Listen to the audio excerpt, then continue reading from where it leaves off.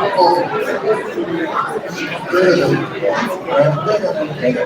right, ladies and gentlemen, I'm back.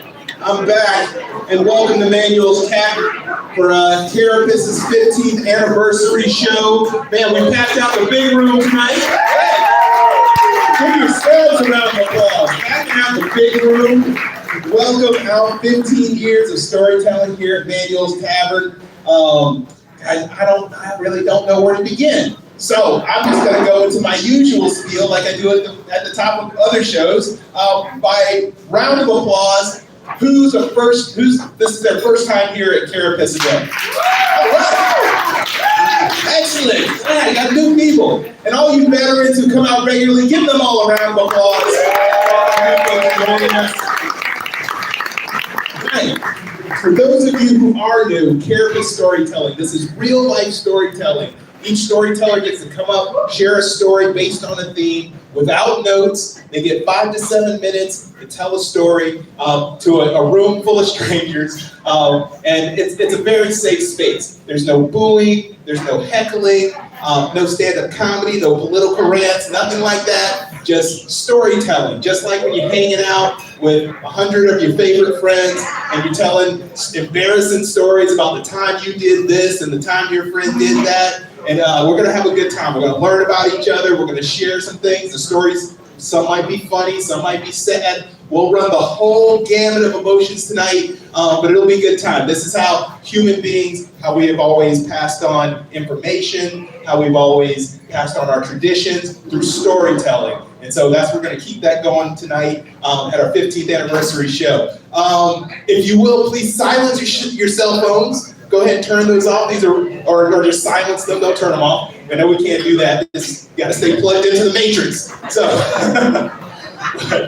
silence your cell phones. That way, these are real storytellers. They can hear your cool ringtones. And we just want to give them the mic tonight. Give them the stage. And not your awesome ringtone. I've got one that's a mix of like the Mandalorian theme and something else. I love it, but I don't want it to mess up your story. What am I forgetting? Let's see. Silence the cell phones. Let's try to keep the table chatter to a minimum. Again, real life storytellers up here. Three things. Tom McGowan. Give it up for Tom McGowan, one of our regular storytellers. He reminds me every show.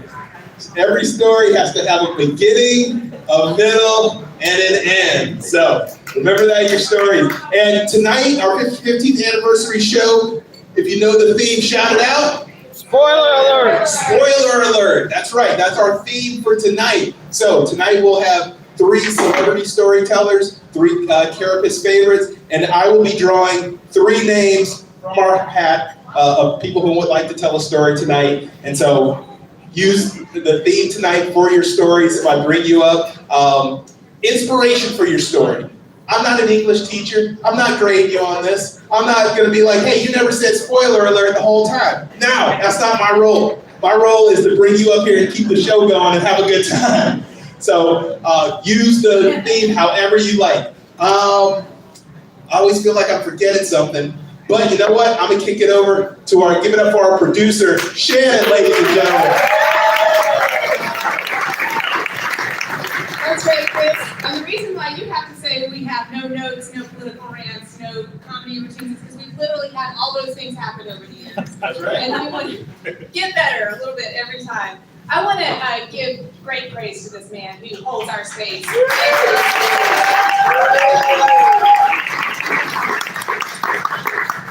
It was a cold, blustery February night in 2010 when Carapace was born in the back room of Manuel's. I was working at a little office over at Little 5 Points when a friend of mine emailed me and said, you should come out to this thing I'm helping to put together with some other random people that I've got to know. And I think you would really enjoy it. And so I came out, and she said, you need to put your name down on the list to tell a story at this thing. And I had just ordered a beer, which is a very unusual thing. I don't drink beer. I have no idea why on this night, except for maybe because it was with this particular friend, she ordered me this beer, and I had just put the glass to my lips when they said, Shannon Turner, first storyteller of the night. And that was the beginning of the changing of my life, to becoming a professional storyteller. So, to continue telling that story, we'd like to welcome to the stage our founders, Randy and Joyce, to tell the story about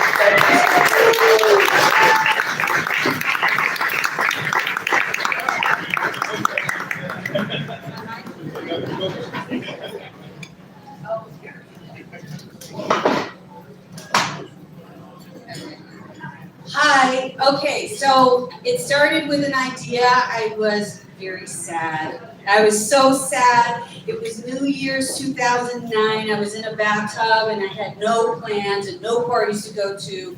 Divorce. Me and my cat were practically homeless because my apartment burned down because of something I did. And I was just getting through it one day at a time. No, 5 minutes at a time.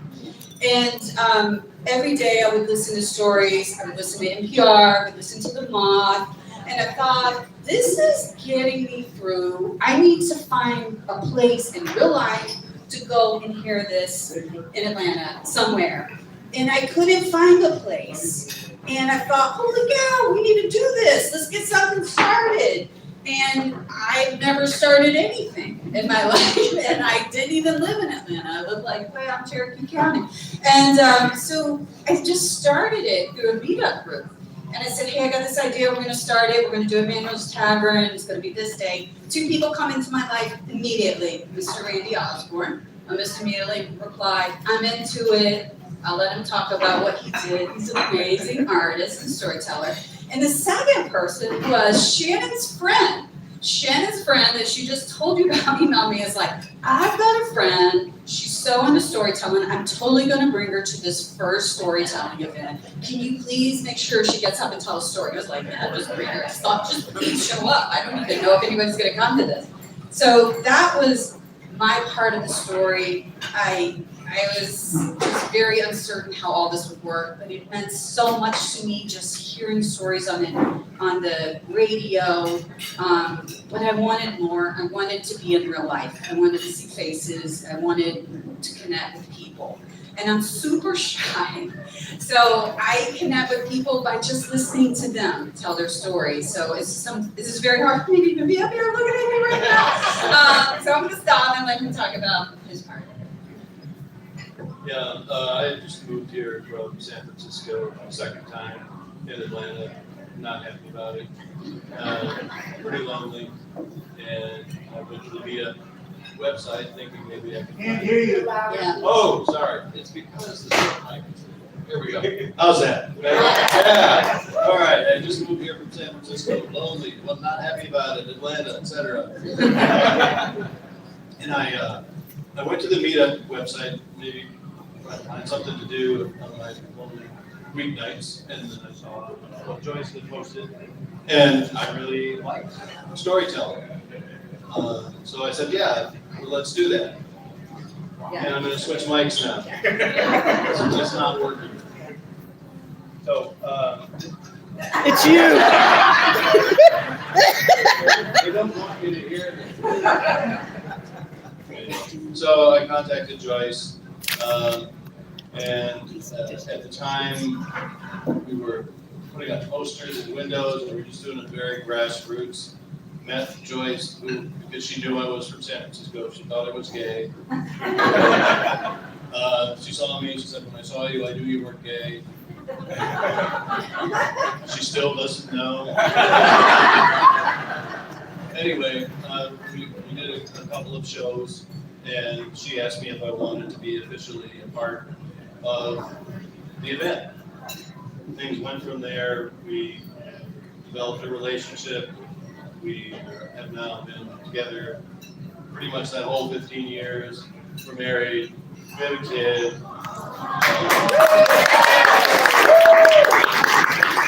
Yeah, it all worked out. And for us, you know, we can do again, the power of storytelling to bring people together in dramatic ways and just friendly ways as well. Maybe you could even be gay. So that's the shortest version that I can come up with. Joyce didn't include the part where she was crying in her bathtub and telling herself, next year will not be like this. And it wasn't. And certainly all the years ensuing have been absolutely perfect. Thanks to all of you people coming out and doing this crazy thing. So let's do it. Thank you.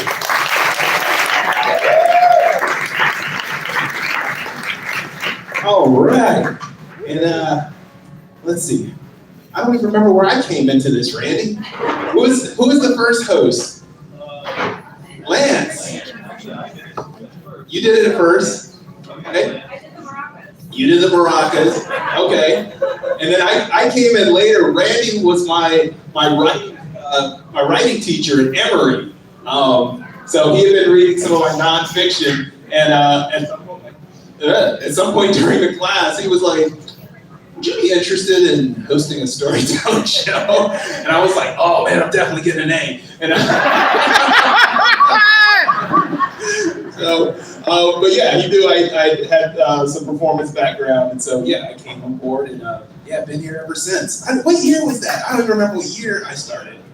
I think it was 2016. 16? Okay, all right, man, it's been a minute. It's been a long time. But no, this has been great. This is my favorite night every month. So yeah, happy to be here. So yeah, okay, give me that mic.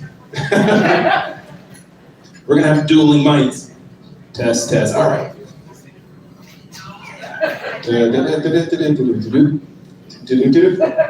Okay. Each storyteller, you get both mics in each hand, whichever one works. Throw it up.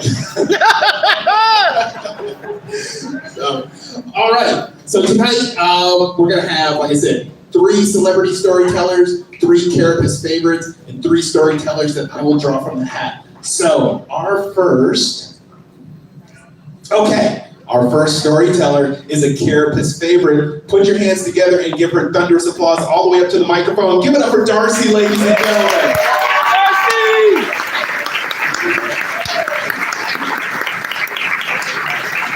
All right, Darcy, you get to choose your mic.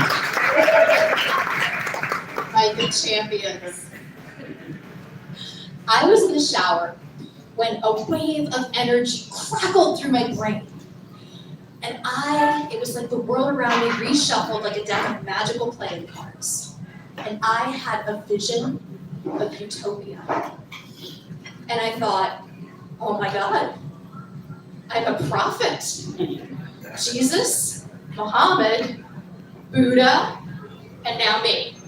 And as I knelt down and felt the warm water rushing over my prophet body, I realized, whoa, hold up.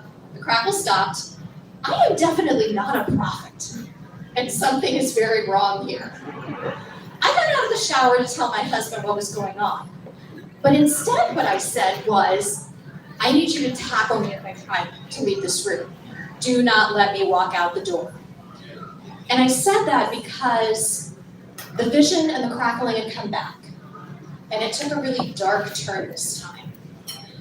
I was filled with a deep conviction that my father should have been killed in Vietnam, and I was going to do the world a favor and finish the job. Spoiler alert, my father does not die. And then the baby fussed and my milk let down. Because you see, I was a few days into being a new mother. I was about a week into not having slept at all, and I was 32 years into having had a very difficult relationship with my father, but I never wanted to kill him before. Now the dark and crazy thought edged back, and I wandered downstairs and, rambled around the kitchen like you do and tried to get together something that resembled breakfast. And then I had my third vision of the day. I was like a high productivity new prophet, I'm telling you. And my vision this time was, wait a minute. I know this is how my parents and my husband and the baby and I and everybody else in the whole wide world can live in unity. And so I made these gestures, come here, when you've got a vision. And I gestured to my parents and I gestured to my husband, and my mom and my husband came over with nervous smiles on their faces, like, okay, I don't know what game we're playing, but I'll play along. My father looked at me and went like this and said, "I don't want to hear it," and turned away. So a few hours later, my husband told my parents that they needed to leave our house in the best interests of everyone involved. But the dark thoughts didn't go away. Because you see, at the root of all this deep, deep anxiety, there was a baby. And she was real, and she was here, and she was mine. And never had I ever wanted anything so badly in my life before, and never had I ever been so terrified of losing it. And so I hovered over her. I couldn't sleep. I could barely eat. I was convinced something was gonna fall in her crib, or I was gonna drop her, or she was gonna roll over and somehow smother herself within the infant mattress. And so I hovered, yeah, and she made it too. She's over there, spoiled. And I took a break from my week-long baby vigil to go to the bathroom. And in the bathroom, I saw that my hospital-issue shorts were full of blood. And I thought, oh my God, I'm bleeding out. I'm gonna die. Final spoiler, I also don't die. Turned out this is a natural part of the childbirth process, but hey, I hadn't slept for a week, I forgot about that. But I did call an ambulance, which was good, because I needed to be in the hospital, just maybe not the physical one. So hello? Sorry about that, y'all. 3 hospitals later, I landed in the right one for me, the behavioral health hospital that day. Does anybody know what they make you do when you're getting checked into a behavioral health facility? Anybody? Yes? Okay, what? I hear yes. What do they do? Inventory. They do inventory. I lost the strap in my bag. Anything else they make you do? Ooh, they did not make me do that. Okay, we have to talk after. The thing that they made me do though is they gave me paperwork. Like, I was seriously having a breakdown, y'all, and they gave me paperwork, but I'm a type A, so I'm like, okay, I'm gonna ace this paperwork. So I have all these questions until I start writing, and I start writing, and I start writing, and the ideas are flowing, and the questions are coming, and I don't have room on this paper, so I start drawing new lines and filling in the lines, and then I run out of lines, so I write on the side of the paper, and I write on the top of the paper, and I flip the paper over, and I write on the back of the paper. And when I ran out of room, I started writing on my arms and writing on my legs. And by this time, I was writing house rules if my father were ever to be allowed in my house. And the psychiatrist who later treated me said, "Yeah, I knew you were manic the first time I saw your paperwork." And I said, "Because of what I wrote?" And he said, "No, because of how you wrote it." I was in inpatient for 5 days, and my brain calmed down. I was in outpatient, or as I like to call it, mental health graduate school, for about 4 weeks. And you know, the way stories go in our society, at least the kind of, wrap it up all neat, tie it with a bow stories, is that the end, everything's perfect. But it's not quite like that, even though it's really good. And so after the 5 days and after the 4 weeks, I'm now spending the rest of my forever doing many things like taking real good care of me. Thank you.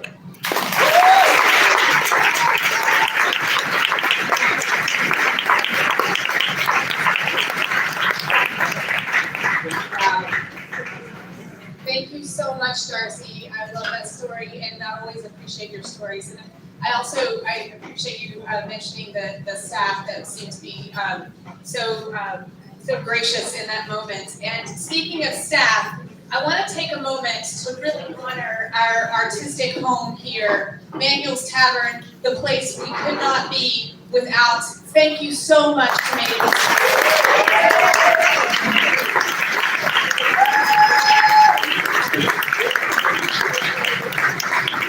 I hope everyone is drinking a lot, eating a lot. Well, I mean, I don't hope you're drinking a lot. I am not drinking a lot. I hope that you are taking a moment to have a nice moment to thank the staff as well as to dine. We made an intentional choice tonight not to charge a ticket because we wanted to make sure that you are supporting Manuel's by being here. And we really find it important to be here because it's an institution in Atlanta. and we want you to support them. So also just be nice. I don't know if you've ever spent any time being a staff member at a restaurant, but it is no joke, really hard. I'm actually in the moment of doing a Foley show about the endless stream of jobs that I had after I graduated from college, where I worked in a bar multiple times, and yeah, I hope that they are treated better than I was back then. Anyway, so thanks to Manuel's, as well as I think there's another slide that we want to make sure we get to in this little moment, which is to please, next slide, support us.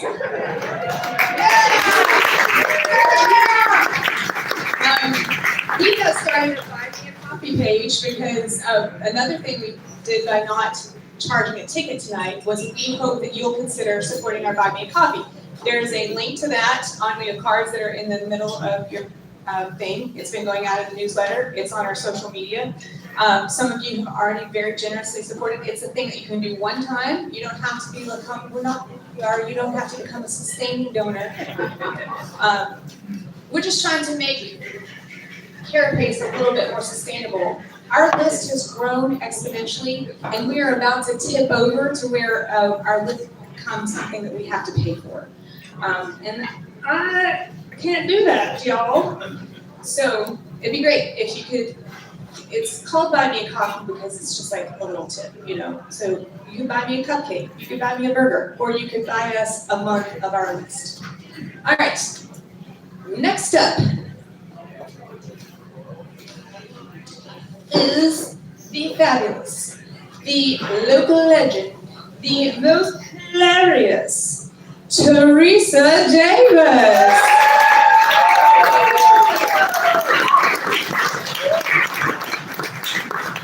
You know I don't hold mics. Not that kind of lesbian.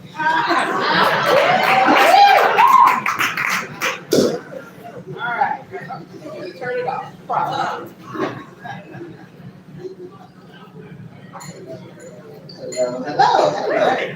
Hey. All right. So I'm standing in a bathroom with 14 children, a dead fish in a Tupperware container with 14 names, and I think, this is how I lose my job.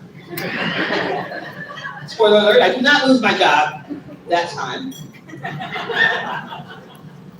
So I come into school early on a Monday morning after a cold freeze spell in Atlanta, which Atlanta tends to do when Atlanta wants to do it. And I find that our classroom goldfish is no longer in the land of the living. So I scoop them out of the tank, put them in a Tupperware container on my desk, and I clean the tank out, and I start preparing my class for the day. When I start hearing the kids come in, I realize there is a dead fish on my desk.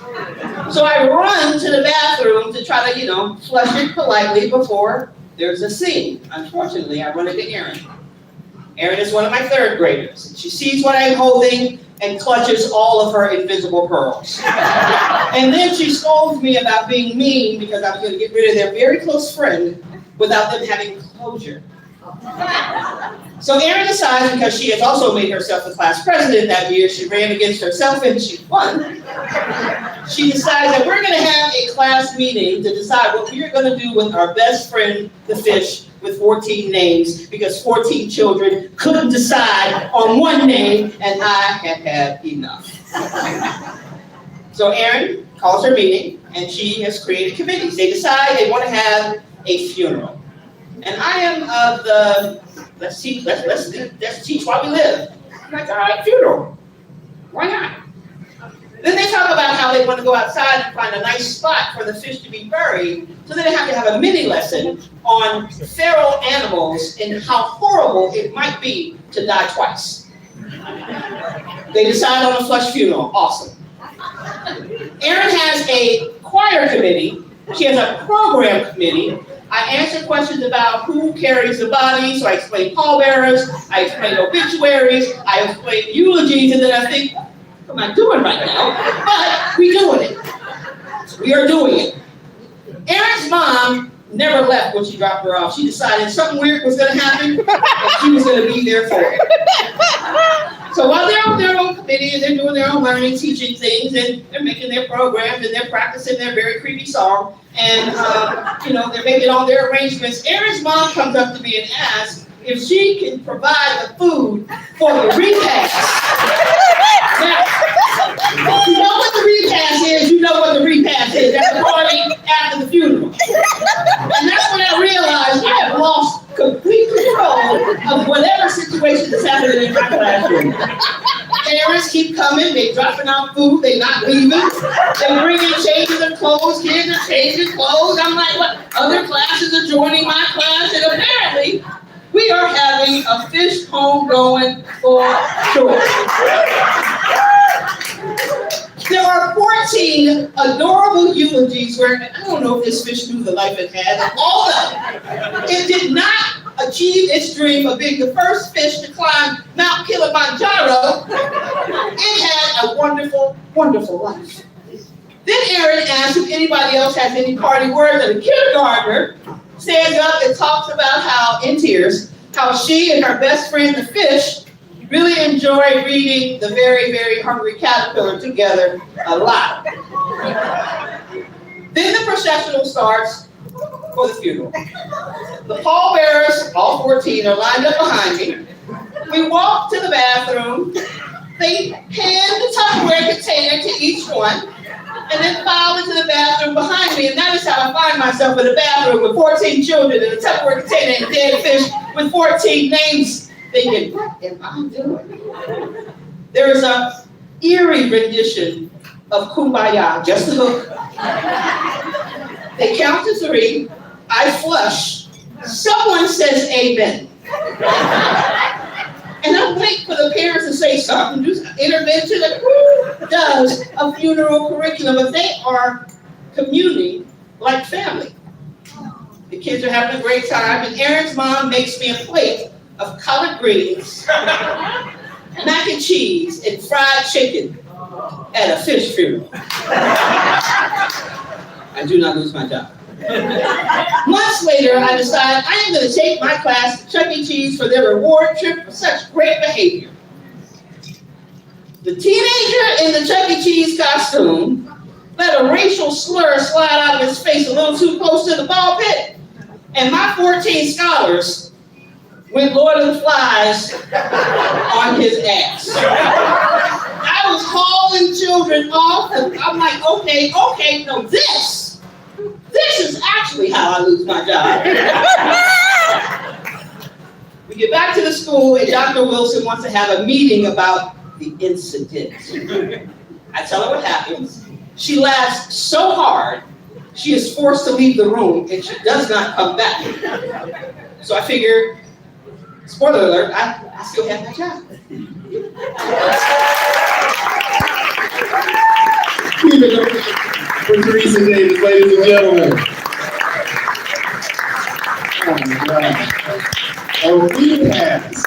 Oh, a repass for a fish. All right. Well, we have come to our first out of the name hat for the storytelling tonight. I see him digging around, mixing them all up. All right, who are we going to get here? All right. Now, for our out of the name hats, out of the hat name, I'll mix it up. I'm a little dyslexic, even though I'm not reading. Okay. For out of the hat names, we have our time timer tonight. Give it up for Ian, ladies and gentlemen. He's going to be our time timer. Ian! So when the storyteller comes up, he will set that timer to 5 to 7 minutes. And then as it clicks down, he's got a couple signs to let the storyteller know 2 minutes left, 1 minute left. And then when the time's up, please wrap it up, just to let you know. And so that way we keep everybody on time. So let's put your hands together and welcome up. Oh, this is awesome. Give it up for Jack Walsh, ladies and gentlemen. Give it up for Jack Walsh. Where is he? Jack! There he is. Give it up for Jack. So, spoiler alert, I'm not well prepared, but here we go. Anyway, I have a condition called Meniere's, which some people refer to as Meniere's disease. I typically don't, because it sounds like a plea for sympathy. But it is a condition I live with, and it causes hearing loss, which includes like a fullness feeling in my ear, and tinnitus, which is like varying degrees of a teapot. You know, it's like either like a rumble, like it's just starting to heat up, or like a whistle, like it's about hello. Unless you guys hear that right now. But anyway, it's there. And but the most like dramatic symptom of Meniere's is sudden, overwhelming vertigo, and it just really knocks you for a loop. It's like a switch is flipped and everything starts spinning. Usually this way. One time it was a barrel roll, so that was different, but it's unpleasant. It lasts typically maybe 20 to 30 minutes, but it could go longer. Now I mostly have it under control with a medicine that I get from Canada, because they have, you know, a robust health system there, and we have a heroin addicted scammer who is going to bring back polio. But this Canadian medicine has been very helpful in controlling all this. But before I got it under control, spoiler alert, vertigo is going to figure into this.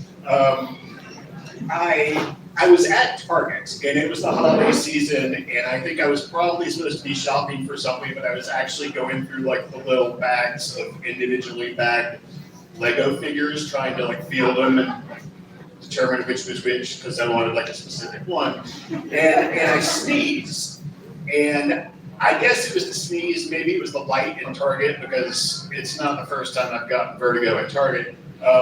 But I think it was the pressure change from the sneezing, but all of a sudden, switch is flipped, everything's spinning, and it's really bad, like all of a sudden, just 0 to fucked up in no time. And so I staggered out to my car, because what you do when this starts is you pop a Valium and you wait it out. And I don't know if the Valium even helps, because there's times I've taken the Valium, nothing's happened. There's times I've skipped it. Maybe it's a placebo. Like when my daughter was a toddler and she was teething, we would give her these homeopathic teething tablets, which probably didn't do a thing, but we would just refer to them as SIBOs. And so she started saying, I want a SIBO. So I went out to the car to take my SIBO and to wait it out. Figured I'd drive home in 30 minutes. And so about an hour passes, and I'm laying there, everything's still spinning. All you can do is lean your seat back, keep your eyes closed, and ride it out. And I put my hands over my eyes, and this is when I discovered that my eyes were moving back and forth rapidly, which I think happens every time. It's your brain trying to make sense of the world spinning, even though my eyes were closed and it couldn't see the world spinning. So I thought, well, that's interesting. And I was just listening to podcasts, kind of random ones, because I couldn't really see which one I was picking, because you just can't see anything. And I heard some sirens in the distance, and I thought, that's funny. That's probably somebody thought I was, a guy living out in his car at Target and called the cops on me. I thought, long shot, but. And then the sirens got louder. And I thought, well, that is weird. And then I started, through my closed eyes, seeing blue flashes of light. And I thought, well, shit, the cops are here. And I opened my eyes and tried to make sense of what I was seeing, and it was a million cops. There was police all around me. And because I couldn't really see, I kind of have to do some math, because I counted and it seemed like maybe there were 14 cops, which means there were probably just 7 cops, because I was seeing double. It was somewhere between 7 and 14 cops. And, I kind of squinted and tried to, focus. And I think it was the Brookhaven Police Department. So 7 cops, 9 o'clock on a Saturday night, Brookhaven. I mean, that's probably the whole shift. And so what the hell's happening at Target?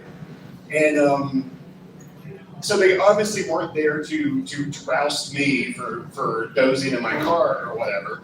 And I could kind of make out that 2 cars over, there was a guy who was sitting on the pavement with his hands behind him.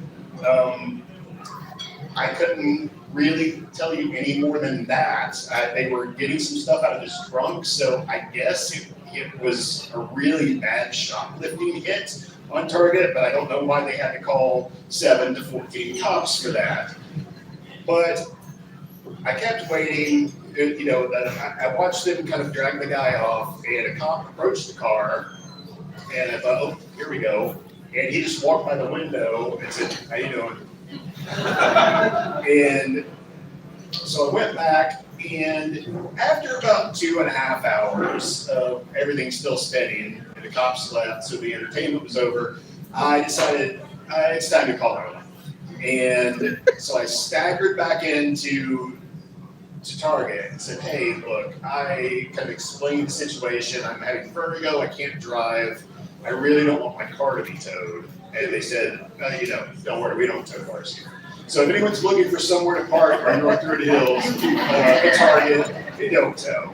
But I thought, I better move my car over under a street light, because I don't want someone to break into it or something. So it's not safe to drive when you have vertigo, but I did move over a few lanes and parked, and my wife came and got me. I went home. After about another hour, it calmed down, and we took an Uber back so she could drive me home. I had not done as good a job parking as I thought. Like I said, now it's mostly under control, which is great. It helps with the vertigo. It doesn't help with kind of low-grade everyday dizziness. And you might ask, does it help with the hearing loss? To which I would say, excuse me? Thank you very much.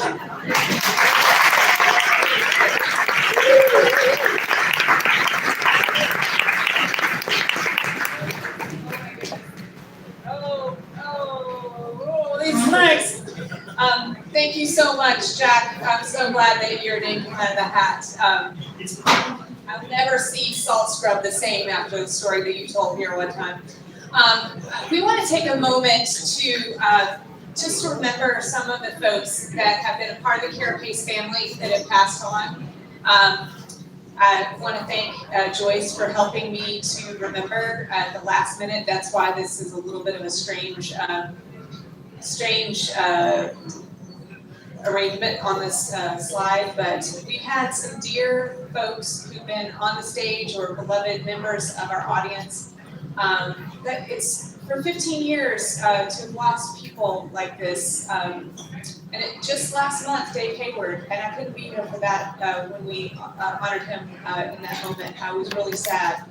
But Tim Banks, I think, was, Diamond Will was the first person to pass on, I think. And Diamond was an amazing drag performer in the community, and we loved hearing her stories. And then Tim, a giant of a man who regaled us with some beautiful, sometimes strange stories. And then, of course, Roy was our loyal supporter, always was here before I ever got here. He would sit here for an hour, hour and a half before the show started, almost like he was protecting the space, getting it ready for us. And then Bill and Jill, who were tragically killed in a car accident a few years ago, and were incredible storytellers. They told tandem stories together as a couple. And then Dave, who just passed a few weeks ago. We'll miss all these folks dearly. We want to just lift them up, and I want to take a moment to just give space for all the people who make us who we are, who make our stories great from the behind.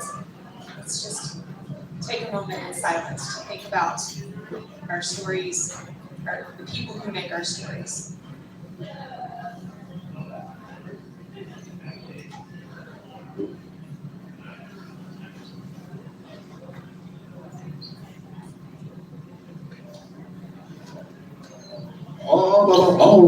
All right, ladies and gentlemen. Okay. What an awkward way to end a moment of silence. But let's carry it. Let's carry on with the show. Welcome up your next storyteller, Carapace's favorite, who's been in the tough slot of following the in memoriam. Give it up, ladies and gentlemen, for David Russell.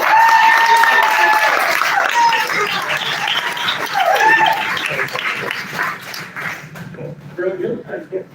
Let's keep it going for Chris Gray for coming out. It's a rainy and joyous. I remember when our show was in the old room, every picture of me would be looking that way because I'd be desperately seeking their approval. So it's great that they're here and amazing. And thank you for Shannon for putting this on. This is great.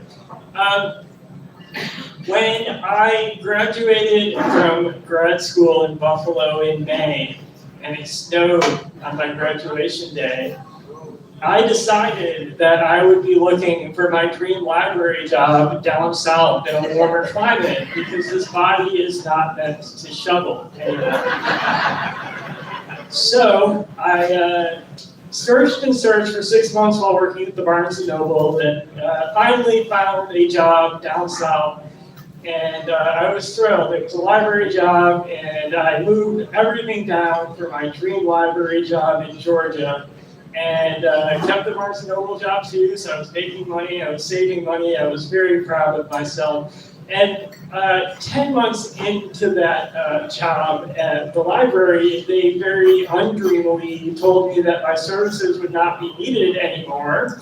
So I only had Barnes & Noble, and I had a couple months to figure it out. So out of that 8 weeks, I took about 7 weeks and 5 days of just denying everything that was happening, and I had about 2 days left to move everything out of my apartment and figure out a place to live, and so I did that. So it was 2 days. I got a moving truck secured to move everything I had to a storage unit, and dropped my keys off that day, gave work as my next address, and went to Barnes & Noble that day, having no idea where I would live that night, besides some sort of like vague idea that like some sort of Tengu version of the mix-up files of this basically Breckwiler, where I would like sneak back into Barnes & Noble and like live there at night, which is way less exciting than an art museum. So then I remember that day at work that one of our coworkers kept asking other coworkers to like live with them, which sounds very cultish when I'm saying it out loud. But then, you know, beggars can't be choosers. So I asked her that day, and I was like, "Can I live with y'all?" And she made a few phone calls, and that night I was living with them, which was like, I'm like, life is so easy. Like, of course, it's so easy. Why didn't I just like, yeah. And she gave me no details. All I knew about like her and her roommates is they were really into anime and anime conventions. But they must have really trusted me, which I was touched by. Like they trusted me more than I trusted myself.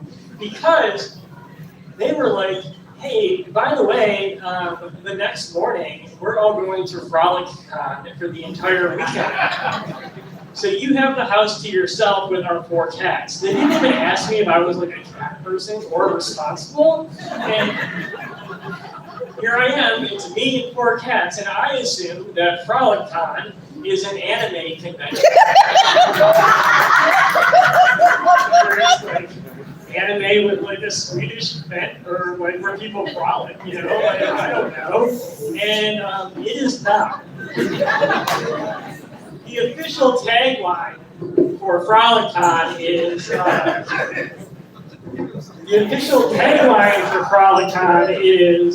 where naughty meets nerdy. Had I Googled what FrolicCon was, it would have saved me from my near-death experience that weekend and a lot of other aggravation in the next year before I could leave and find more stable housing. But that weekend I knew none of that. I was happy. I had a house by myself. It was great. I was wandering around. I got some groceries. I had ice cream for lunch. And I was like, you know what? I forgot chocolate sauce. Again, everything would have made more sense if I had Googled. Because, spoiler alert, 2 weeks later, these people, I was coming home from work. I was putting my Stouffer's macaroni and cheese into the microwave. And these people were like, "Are you gonna be home for the next few minutes?" And I said, "Yes, I will be home for the next few minutes." And they said, "Great, we're having a swingers party and we're heading to Waffle House to pick up food, so you can watch the door and let people know that we'll be back in a few minutes." I would never trust myself to do that, but they trusted me to be swinger doorman. Very annoying. And I would have appreciated if my coworker had said, "You're going to have a house chore if you choose to live there, and your house chore will be swinger doorman." I would have understood a lot more about my previous near-death experience and everything else if they had been more communicative, or if I had Googled frolic. But that day, I didn't know any of that, so I went and I thought I had found chocolate syrup in the back of their refrigerator. So I dumped it all over and I watched TV, and I had a great time, but it didn't taste right. Because the chocolate syrup didn't taste right, I immediately assumed it was organic. I assume it's just healthy and I'm not used to it. So I ate this whole thing, and it was like there's something wrong. So I went back to the fridge, and I looked a little more closely at the bottle that I had just dumped over all of my ice cream. And it was not chocolate syrup that was organic or otherwise. It was body paint that was edible, that had an expiration date that was 2 years in the past. For what I had just eaten. So what I did what anybody would do in that situation. I called poison control.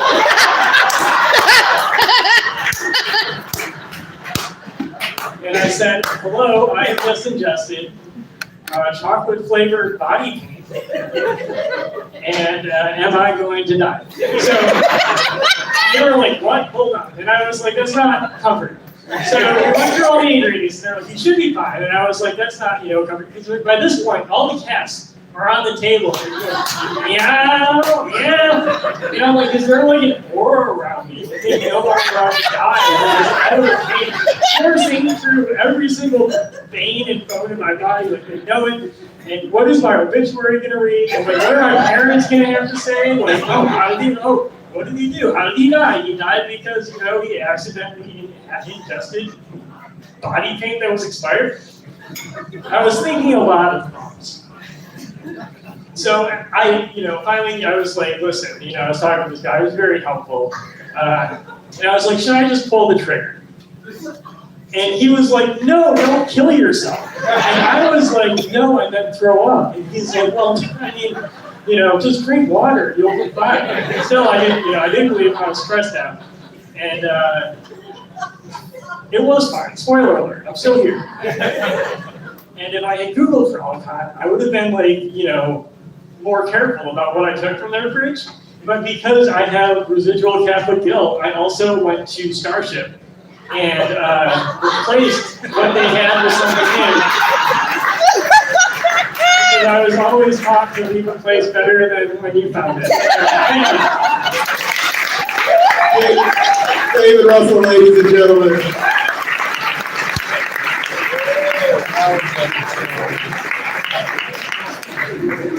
Poison control. I feel like poison control could be one of our themes in the future. Yes.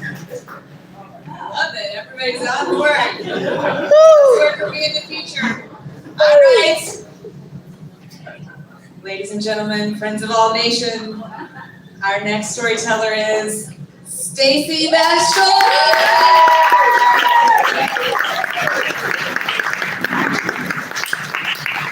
If you want to encourage you to please use the singing because I think it does better with the sound. Yes, absolutely. I like to stand. Hey y'all. Hey Randy. Hey, Joyce. Oh gosh, spoiler alert. I don't really have a spoiler alert, but I do have a story, and it was Tim Banks' favorite story. So here we go. Hi, Tim. All right. So when I was growing up, I grew up here in Atlanta, and my family, we used to take vacations, and we would go to Myrtle Beach, South Carolina, which at the time was probably about an 8-hour drive. And my brother and I would be in the back seat, and my dad would drive, and we would leave, I don't know, when it was dark. So we left like somewhere between 5 and 6 in the morning, so that my brother and I would sleep as long as possible in the car, because, you know, we had the gift of the chorus of when are we gonna be there, right? When we're gonna get there.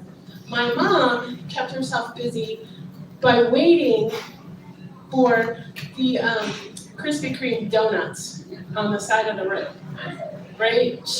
There was a point, it was probably about halfway to Myrtle Beach, where there was a Krispy Kreme donuts. And my mom would be waiting to see if the hot donut sign was on. Because if the hot donut sign was on, we had to stop, right? But inevitably, the hot donut sign would not be on. So the whole time, my mom, that was a spoiler alert, but the whole time, my mom would be saying, oh, I can't wait for the Krispy Kreme donuts. Do you think the sign's gonna be on? Do you think the red light's gonna be on? And she would get us all excited, and then we would get close, and we'd get closer, and then there would be no Krispy Kreme donuts, and we'd all be sort of sad, and it was kind of, yeah, it was a letdown, right? So we wouldn't get Krispy Kreme donuts. Fast forward though, we would go on vacation, blah, blah, blah. Fast forward, this was in the late 80s, early 90s. And my cousin was moving back to Atlanta, and my cousin was not out yet to my family. But he was moving back to Atlanta after his share in the disco club he was running. And that's how my family sort of referred to it. Oh, the disco club. And so in my mind, it was kind of like the Copacabana, right? It had to have been, you know, all glitzy and everything. But apparently, it was sort of a small, dark room in Northern Virginia that he was leaving. And so my mom, you get it, Shannon. So my mom said, okay, well, I'll take you to find an apartment. She said, I'll help you find an apartment, right? And she said, I want to take you, let's go to Buckhead, where you can find, you know, this is the 80s, where you can find an apartment that will be great, and you'll meet a nice girl, and, you know, all cosmopolitan in Buckhead, right? And my cousin was like, no, I don't want to live in Buckhead. And my mom was like, well, I don't understand. And he said, I want to live, you know, near Piedmont Park. And my mom's like, okay, well, I'll go with you and look at apartments near Piedmont. She has no idea what she's doing. I'll go look at apartments near Piedmont Park. And so they would look at these apartments, and my cousin would be super picky, almost to the point of being sort of, I don't know, spoiled. But he would go looking at these apartments, and he would say, oh, I don't like that one because I don't like the carpeting. And my mom would be like, what? What's wrong with it, right? It's fine. No, I don't like the carpeting, or the closet's too small, or the building's too new. And my mom's like, the building's too new. What are you talking about, right? She thinks he should be in like this new construction, right? And where all the fun people are. And so finally, it's getting towards, you know, about 3 o'clock in the afternoon. You know, when you have that little bit of sugar low, right? And everyone's kind of grouchy. You know, my cousin is frustrated because he can't find the perfect place. My mom is frustrated because she doesn't know what the hell she's doing near Piedmont Park, looking at all these old, grungy apartments where my cousin wants to live, when they're driving down Ponce de Leon, and what should she see? The hot donut sign. My mother had a little bit of a when Harry met Sally moment, as she's driving down Ponce de Leon screaming, "Hot donuts now!" And my cousin is like, "Aunt Diane, what are you doing?" And she's crossing over 4 lanes of traffic. "Hot donuts now! Hot donuts now!" And they drive into the parking lot and park the car. They get in 2 minutes, I get it. They get some coffee. They get some hot donuts now. And everyone has a moment to breathe and pause and elevate their blood sugar a little bit. And the very next apartment they went to visit, my cousin saw her niece. Thanks, God.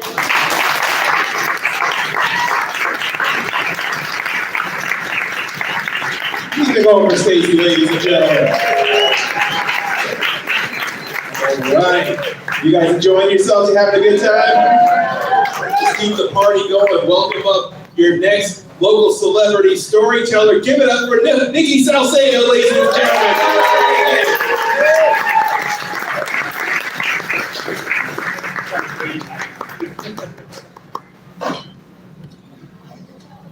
It's 70 degrees in Atlanta today, and there is ice on the streets. I don't like ice. I don't like cold things. I can feel it in my bones. I'm a Southern girl, but some people will tell you that I'm not Southern. They'll say I'm not Southern because I wasn't born here, but I am Southern. And other people will tell you I'm not Southern enough. I'm not Black enough. I'm not American enough. Spoiler alert, I'm an immigrant. It's 70 degrees in Atlanta today, and there is ice on the streets. My family moved from Jamaica to New York, to Connecticut, to Georgia by the time I was 5 years old. And our friends in Connecticut had a lot of things to say about the South. They said there were going to be fiery crosses. They said people would be backwards. There were children being killed in Atlanta that summer that we moved here. But I was 5 years old. I didn't care about murder or destruction. I was just excited for a chance to ride the train. 46 years ago, I rode a train to Georgia. It left at noon, not midnight, and I was 5 years old. If you've ever been on the train near the window, everything whooshes by really fast, really fast. But if you look off in the distance, you might see like a red farmhouse, or you'll see a field with cows, and it just stays in the distance for an eternity. And that train ride was an eternity for me. But eventually we arrived here in Atlanta, and my dad drove us down Ponce de Leon, and it was the most beautiful thing I'd ever seen. It was green, there was sunlight coming through the trees, there were shadows, and the roads were winding. The roads up north are very straight, and here the roads curve. And we were going towards something called home. But when you're an immigrant, home is a strange thing because you're always looking for it, but you never find it. My new home was a place called Stone Mountain, Georgia. And it is a place that is very dear to me. Stone Mountain is things like the laser show and lightning bugs. And it was kind people and good times. I'm a Southern girl, and it is 70 degrees outside today, and there is ice on the streets. I'm an immigrant. I understand that people like to intimidate and maybe make other people feel less worthy, but that's not how I grew up. And what's funny now is I have friends in Atlanta who will not go to Stone Mountain Park because of a carving on the face of a mountain. And for perspective, so the carving went on the mountain about 100 years ago. And for perspective, this piece of granite that erupted from the earth 350 million years ago. And people won't go today because of some scratches on the rock face. I'm just a Southern girl and an immigrant. Years ago, when I was pregnant with my first child, I stayed pregnant for a really long time with all of my kids, so I was like overdue. The kids were well done. It was like a hard-boiled egg. And there are things you can do. There was a restaurant in Marietta where you could go eat the eggplant parmesan, and they said you'd have a baby in 48 hours. So spoiler alert, it doesn't work. There are other things you could do, but my mom said, well, why don't you and your husband go to Stone Mountain to take a walk. And she knows I love Stone Mountain. It's a favorite place. And so my husband and I went to Stone Mountain 22 years ago, and I was heavy with child. I was that person who people would approach me. They would say, are there triplets in there? And they would touch my stomach. And it got to the point where I would say weird things back, like, it's a litter of puppies. And I would say, it's a tumor, and then see people like freak out and run away. But that Saturday at Stone Mountain, we chose a path to hike, and you can choose, it's like 1 mile, 3 miles, 5 miles. You can climb to the top of the mountain. It's like being on another planet. But you probably shouldn't do that when you're 9.5 months pregnant. So we're walking around the base of Stone Mountain, and you see people on bikes and rollerblades, and you see people taking pictures. You see people with strollers, and you hear Spanish, and you hear Japanese, you hear German. You see people from all around the world, and they feel the magic of this place. And everyone said hello to me. It was hi, good morning, hi, good morning. And not just to me, I could see people up ahead saying hello to each other. I could hear it behind me. And after walking for way too long, an hour, hour and a half, I was exhausted. But it wasn't my feet that were tired. It was my face from smiling.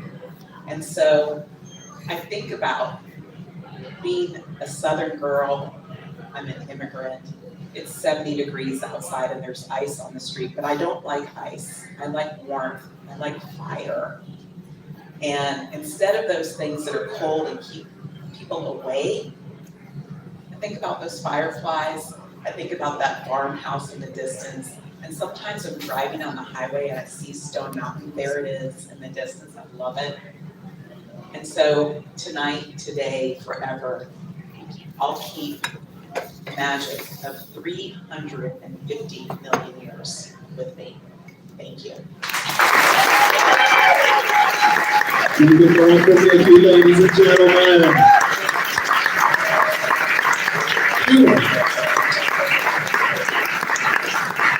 All right. Let's welcome up our next. What is it? Hat name hat? Welcome up. Your next storyteller. Give it up, ladies and gentlemen, for Shannon McNeal. Come on. Give it up for Shannon. Keep it going forward. Keep making our way around.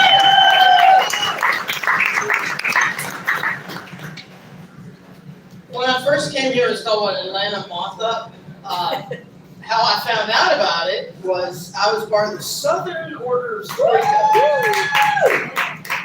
And Joyce and Randy came to a meeting to explain to these folks what personal stories were, and they were mortified that you would tell stories that were true. And I had just had my baby, who's over here. She's now 16. And I believe this is one of the first stories that I told. So I'm from LA. That's Lower Alabama. But even though we lived in Mobile County, we went to church over in Lucedale, Mississippi. Now, I don't remember the name of this church, but it was Pentecostal. Church was fun. We didn't just have a piano. We had an electric guitar, a regular guitar, a set of drums, and a piano. And Brother Little was our preacher. And every week, somebody fell out in the aisle. People speaking in tongues. I mean, people would fall down like they were having some sort of epileptic seizure. So when you're at church, we're paying attention. So on this particular Sunday, Brother Little is preaching about carrying your torch for the Lord. Because you don't want to hide your love for Jesus under no bushel basket. No, you want to carry your torch for the Lord. Well, about the third time he described that torch for the Lord, Jesus spoke to me and my brother at the same time. And we no more than got home and got out of them church clothes. And my brother headed straight to the barn, and I headed straight to the kitchen to get them matches out of that junk drawer. Right under Mama's nose as she's cooking dinner with Grandma. And my brother went down to the barn where y'all don't look like you grew up poor in Alabama. So the way we made jugs or a bucket is you just take a bleach bottle and you just cut the top of it off. And you got a jug. So he took the bleach bottle and he went over to that pump and he pumped that diesel fuel in it about halfway full. And we met down in the pasture. Now this is a pasture where we had hogs, but we just sold them. Now I don't know if y'all know about raising pigs and hogs, but they love to dig. So they always dig in ruts and then just holes and crap everywhere. But where Daddy had them was a pecan grove. So there was limbs everywhere. So we found the two most perfect torches you've ever seen. And we stripped them leaves off and them little branches. Now what you do is you take your stick and you put it in that diesel fuel. You take your match. You got a torch for the Lord. Now, it would only be lit for like 5 or 10 seconds. So after 2 or 3 times, I was bored. Like my brother said, now my brother is 2 years older than me. He's supposed to know something, right? He said, hold on. I got an idea. I got me an idea. Hold on.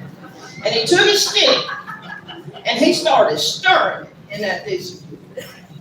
And stirred. I'm like, what are you doing? Hold on. And he stirred it. When he finally picked that stick up out of that diesel fuel, wow, it's just dripping. And that diesel fuel starts coming down the stick, but he don't notice that. And he goes, whoo! Now that was a torch for the Lord. But that fire is coming down that stick towards his hand, and it scared him. So he dropped it.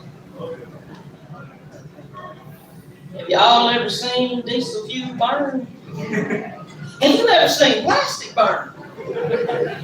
Well, that was the ugliest, nastiest. It was black, but it was white, it was thick, and it was headed straight to heaven. And we just knew Daddy's gonna see it. And when Daddy sees that, we're gonna meet Jesus long before we do. So my brother said something to me, but I was excited. And he's here, and I'm there, and there's all this smoke and flame. And I didn't understand what he said, but I did see his foot go back. And he kicked that diesel fuel right on me. Well, I was in the 3rd grade. We had the cover stop drop over. So I turned and ran. And if I hadn't been running in that pasture, well, all them ruts and holes, I wouldn't have tripped and fell. And if I wouldn't have tripped and fell, he couldn't have caught me. And he caught me, and he put the fire out, and it blistered his hand up something awful. And he says, "Is that? We don't have to tell, Daddy."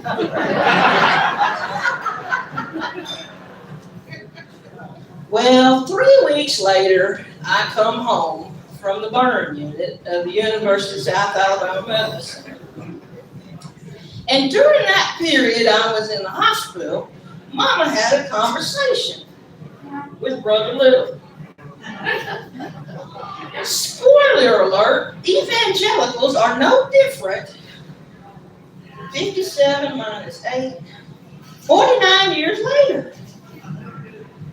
He said, "Jackie, I think this must have happened not because of my preaching, but because of your spirit.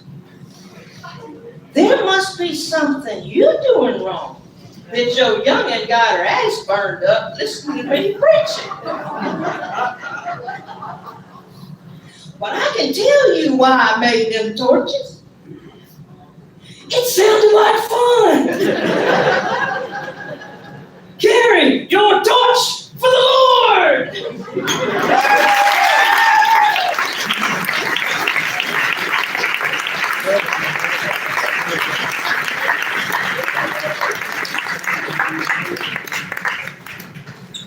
I swear we did. Check 1, 2. All right. Come on, little lady. I swear we did not curate this hat tonight. But if I'd had my druthers having Stacey, Beth, and Shannon come out of that hat, especially because they were on the committee to make this evening happen. And that story has always been so dear to my heart. It's even on our Buy Me a Coffee page. P.S. Support our Buy Me Coffee. Thank you so much.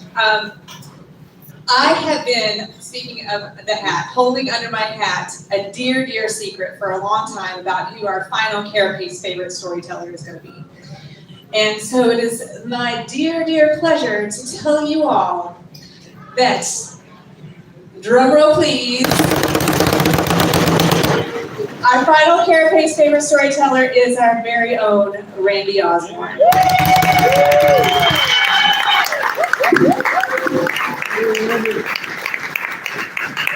I was really hoping I wouldn't have to follow Shannon.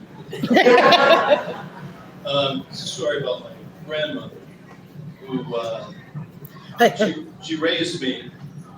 I raised this. How about that? Okay. Story about my grandmother who raised me from the age of 6 after my parents divorced. She liked Edgar Allan Poe. She liked Nathaniel Hawthorne. She liked the Bible, not the New Testament so much. And she liked detective magazines. In fact, I learned how to read on those true detective magazines with the pictures of the weapons and the shallow graves.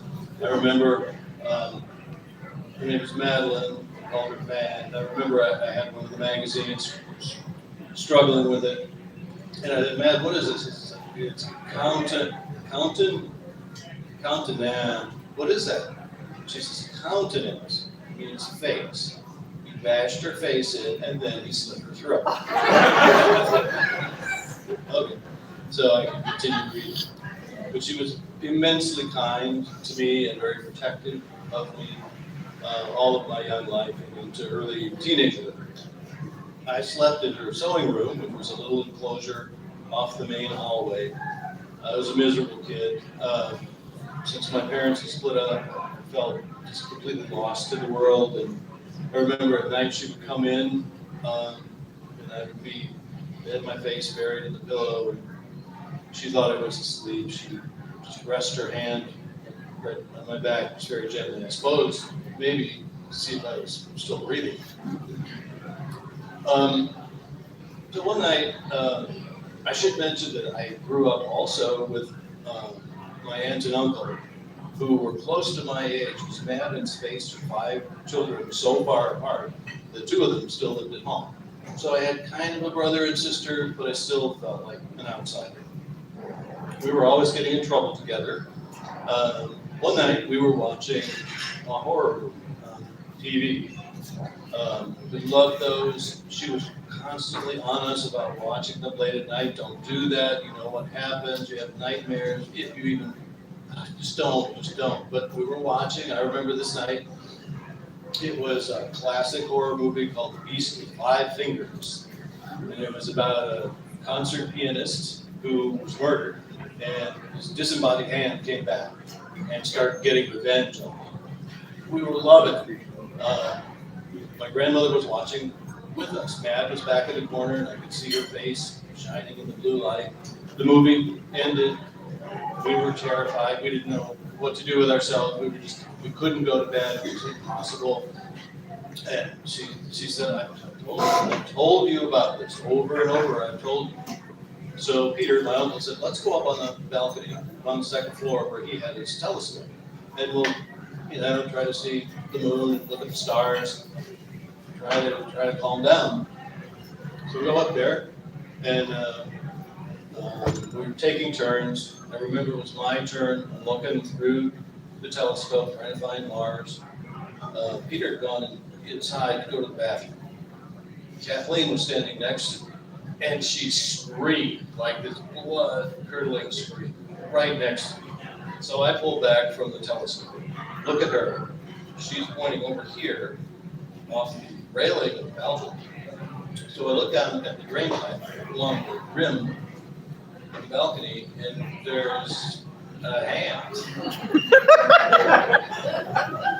And it's creeping along the edge of the drain pipe toward us. So I screamed. Kathleen is still screaming. Peter comes out of the bathroom, zipping up his zip. He starts screaming, and he doesn't even know what he's screaming about. And we all go tumbling down the stairs and burst into the kitchen. Matt is wiping down the counter, and she says, what? And we can just barely talk. So we're all stumbling over a word. We did. If the hand was on the balcony, she's just staring at us. And she said, how many times have I told you about those movies?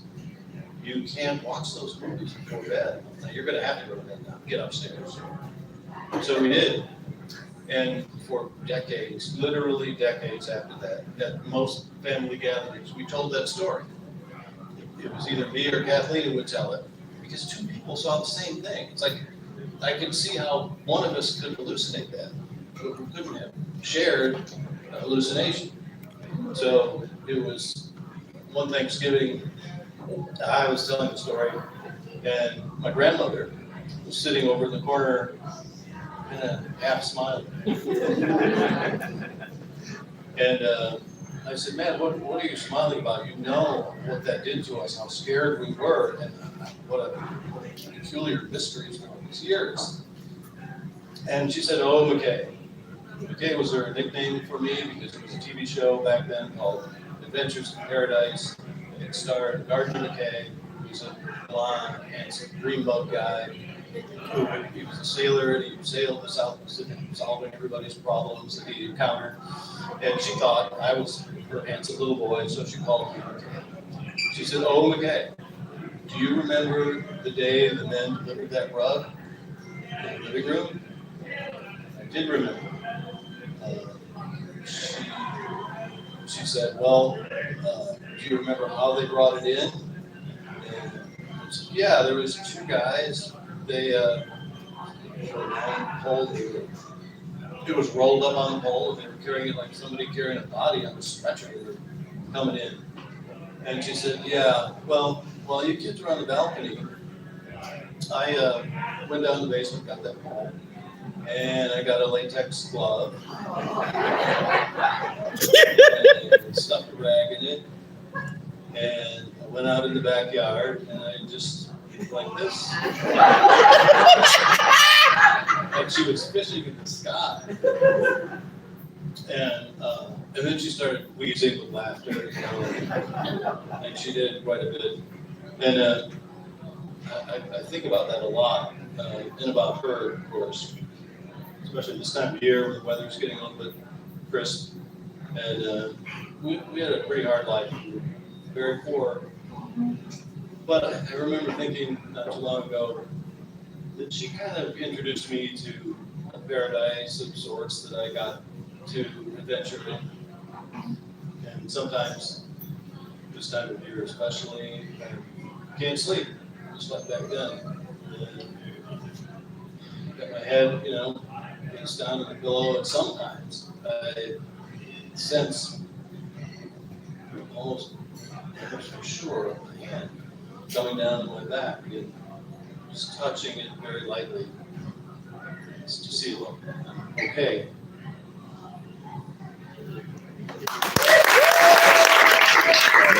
You can go with the red, please.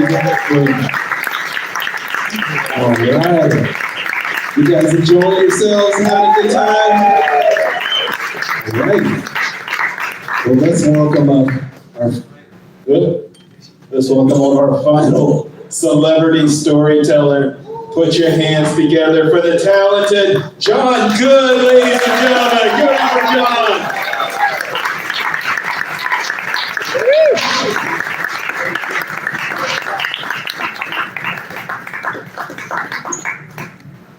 All right. How y'all doing? Y'all all right? Yeah. Fantastic, man. Give it up for Shannon and Cris. This amazing night. Amazing night of storytelling, man. Fantastic. So, yeah, spoiler alert, art wins in the end. So, for many, many moons, I used to work as a day job, a 9 to 5. I used to work as an accountant. And at night, I used to go to these little clubs, little grottos, and I would perform spoken word poetry, at, poetry slams and open mics. And I would go to work the next day and I'd sit in my cube and I'd write poems for like 8 hours. And they'd say, how are the books? And I'm like, the books are not so good, but the poems are amazing. You should hear them. They're kind of paying for them. The people I did poetry with, they had no idea I was an accountant by day. And conversely, the people I worked with had no idea I was doing anything creative at night. Especially not my boss at the time, Keisha from New York. Or she wanted to be called Quiche from Brooklyn. And I never called her that. I never called her that. Every so often, I enjoy a nice finished quiche. And I never wanted the two to be confused nor conflicted. Keisha was the kind of person that always had to be right.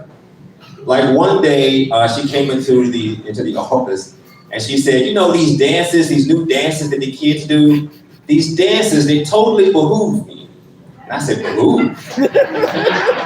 Maybe you mean befuddle? Maybe you mean bemuse? But you did not mean behoove. And she was like, no, behoove. You know, what am I going to tell you? You know? We started there on the same day. We were in the same new hire orientation, but she would tell anyone who would listen, including me, that she had worked there longer than I had. She's the kind of person that would look up at you and explain to you that she's taller than you are. She was hard to work with, she was hard to work for, and she was famous for meetings that could have been emails. So in the summer of 2006, I was going to get a much needed break from Keisha in accounting. I was headed to Austin, Texas to take part in the National Poetry Slam. This is where poets from all over the world descend on the city for 1 week, and they battle it out, man. It's a battle of nerds with words, and I was there to be crowned king. So after about half the week of competing, they named the top 10 poets. I was named as one of the top 10 poets in the nation.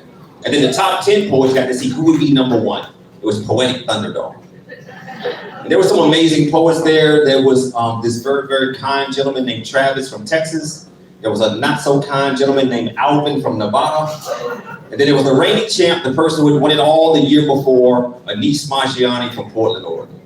So we all took the stage, and when the dust cleared, it was just me and Anis. So Anis went on the stage, he did his poem. They threw up the scores. He got a 29.5 out of 30. That's what I said.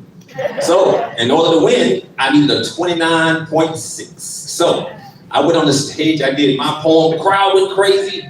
Judges threw up their scores, they gave me a 29.8. Then I went crazy because I had won. But then the judges said, not so fast. They said, you went over on time. Comes with a half a point penalty. Knocked me back to 29.3. I'd lost. There used to be this show that came on Saturday mornings called The Wide World of Sports. When it started, they'd be like the thrill of victory, the agony of defeat. I felt both of those emotions right there in that one moment. But I was so happy to have been there because for 1 week, I got to be Superman. But now it was time to take off the cape, put the glasses back on, and head to work. So the next Monday, I'm in the building. I get into the elevator. As the elevator door is closing, a hand juts in like a horror movie. The door opens. It's Keisha. And she gets on the elevator. She starts telling me about all the things that need to be done. No one's done any of my work in the week that I've been gone. And I'm feeling some kind of way. You know, I'm still on the elevator. I haven't gotten a cup of coffee. I have not hidden out in the bathroom for an hour, as is my ritual. So I get off the elevator, I go to my desk, and I just start working. And that's when it happens. I get a Microsoft Office meeting request. Microsoft Office meeting requests, they come with a ding, like your order is ready at the deli, but this was no Reuben, this was Quiche. Microsoft Office meeting request comes with two options, accept or deny. I hit deny. Faster than a speeding bullet, Keisha was at my desk. She said, did you deny my meeting request? And what I wanted to say was, I've never known Microsoft Office to lie to anyone. But what I said was, yeah, no, I didn't. There's no need to do it. I know what needs to be done. I'm already doing it. We don't have to meet.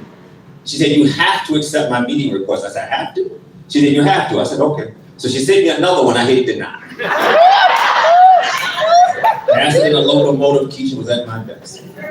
And before she could say anything, I said, Keisha, if you say one word to me, I'm going to quit this job. And she said, one word like what? I said, that's all it takes. So I typed up my resignation letter. I checked my bank account balance. I sent in my resignation letter. I grabbed my phone and I was driving home. I got to work at 8. I was driving home by 10. Now, in the movies, this is where the protagonist throws his fist up like it's the last scene of The Breakfast Club. And they playing Don't You Forget About Me. But in real life, you're driving home like, what have I done? I always wanted to quit my job and be an artist. And to my credit, I nailed that first half. I quit that job so good. Oh, I quit it so good. But I had no idea how to do the second half. And now I was feeling some fear, some real trepidation, because I knew in a week's time, there was a strong chance I'd be back in that building trying to get my job back. And as I'm having that thought, my phone rings, I look down, it's a Texas area code. I pick it up, and it's Travis. It's one of the people I competed against in Austin. He said, hey man, I love what you did in Austin. I said, thank you, Travis. He says, in addition to being a poet, I'm also a booking agent. I said, good for you, Travis. He said, look, man, I got like $30,000, $40,000 worth of college gigs. I would love to throw your way. I know you probably can't do it, because when we're in Texas, I know you said you had a 9 to 5, but I just felt like I had to call and offer it to you. And I said, magically, Travis, my schedule has opened up. And that is how I quit my job, became a full-time artist, and that moment has led me all the way to this moment. And life has been up, up, and away. Thank y'all so much for your time. John Goode, ladies and gentlemen.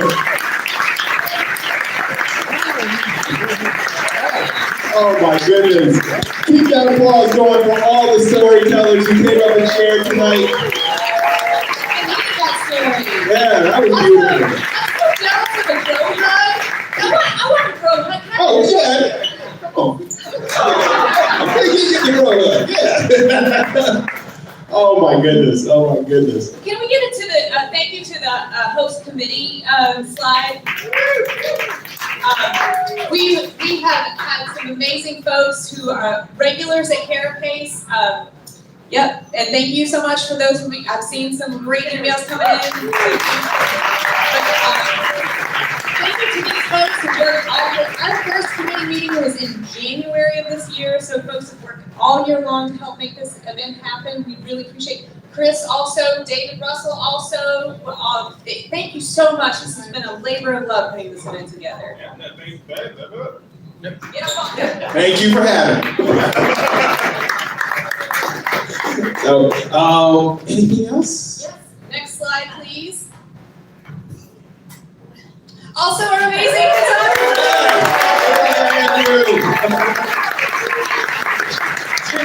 Every month who's not playing D&D. Well, yeah, we should have made Stranger Things one of our themes so in honor of our D&D players. We will do that soon.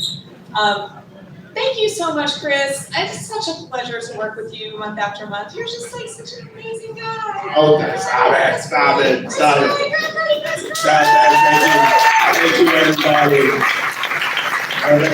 Like I said, this is my favorite night of every month, coming here, sharing stories with you guys.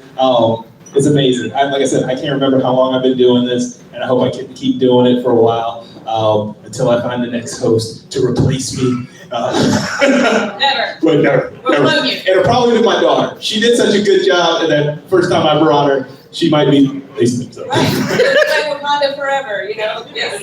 Yes, exactly. And last slide, Leah Marie. So we always traditionally take the month of December off. So we will be back in January 13th. Our theme is going to be Live and Let Die. So we're going to live and let die this year. Yeah.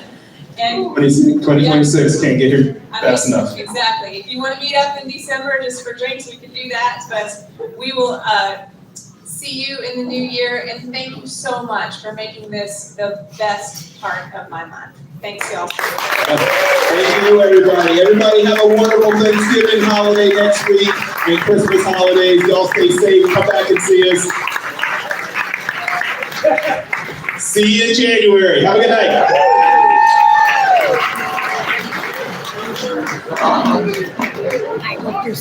Oh, thank you.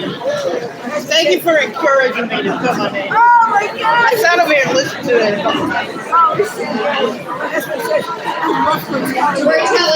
Storytellers, please report back up here for photos.